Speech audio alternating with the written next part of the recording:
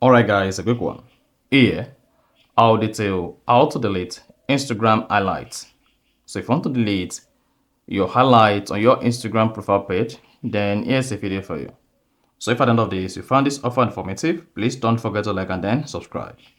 You want to know that your Instagram highlights will remain on your profile page until they are deleted. So if you had X number of highlights, they will not be deleted automatically. They don't have an expired date. You'll be the one to go back and delete them. So if you choose to delete any of the highlights, here are the steps you need to take. First, go ahead and open the Instagram application. Click on your profile icon at the bottom right. Then you see your highlights.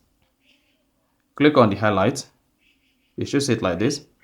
Now, to delete or remove the Instagram highlight, all you need to do is press and hold the highlight. Then locate and click on delete highlight. Then you should see delete highlight. Go ahead and hit delete. Then you should see deleting.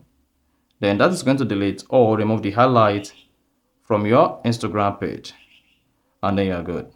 So that's exactly how to remove or delete highlight on Instagram.